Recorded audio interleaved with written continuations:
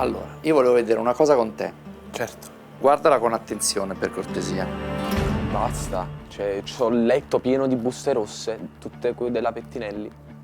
E poi ha citato la canzone che cantavano tutti in studio. Ha preso la seconda parte del ritornello. Sì. La parte che a parer mio è quella un pelino più banale, perché il resto Sì. non mi sembra una scrittura strabanale come la fa passare, quindi. Ma era solo questo? Mi preoccupa molto che tu dica solo questo, perché quando qualcuno ti dice scrittura banale, tu stai zitto.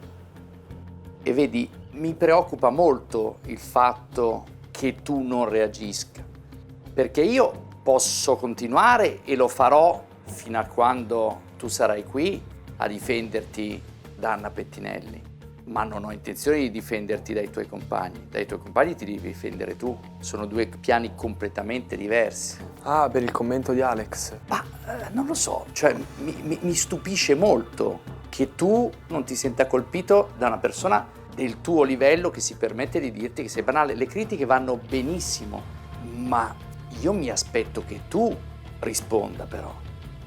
Certo.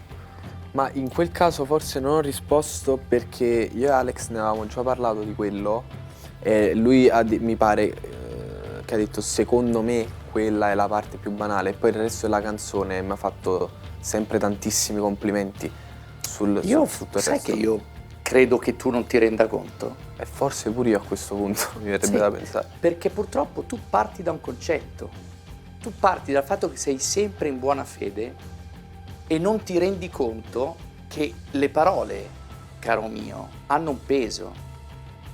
Perché io non riesco a vedere il lato brutto delle cose, cioè se riesco a vedere io il lato brutto significa che una cosa che viene detta è veramente orrenda. Scusa, Cioè, ti faccio una domanda. Ma tu sai il significato della parola banale? sì, Secondo te uno banale può farcela? no. Secondo te uno banale merita di avere un'opportunità come questa? Assolutamente no. E allora, evidentemente, c'è qualcosa che non va.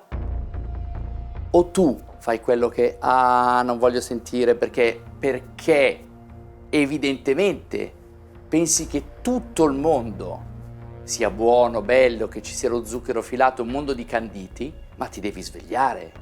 Ti devi proprio svegliare perché, ti ripeto, tu ultimamente stai troppo zitto, nel bene e nel male. Io voglio che tu lo riveda un secondo, infatti. perché quando tu ti giri e mi fai gli occhioni, ma è solo questo. No, non ho Ti capito ha detto che banale. era- Ma come non l'hai capito? Rivediamolo, forse lo capisci meglio. Rivediamolo un secondo.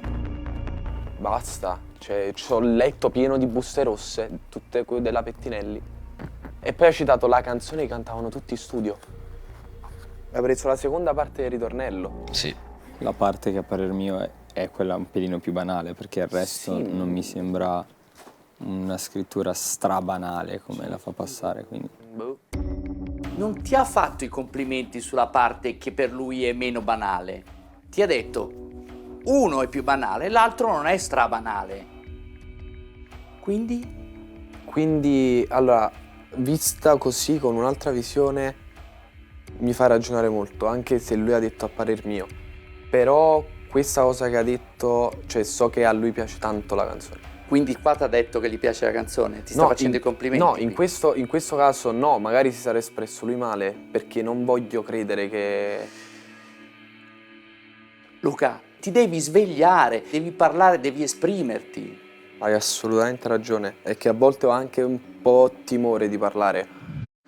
Il mio problema da sempre è che sono forse troppo buono, questo sì, e non mi rendo conto di queste cose, però in realtà prima di parlare, secondo me il cacciare il carattere è essere consapevole di quello che mi dice una persona e magari essere un attimo, aprire un attimo più gli occhi forse e le orecchie e a guardare in realtà le cose in modo realista. C'hai ragione. Ci lavorerò perché effettivamente è vero, Non c'è da lavorarci, c'è da svegliarsi. c'è da svegliarsi. Ma molto velocemente anche.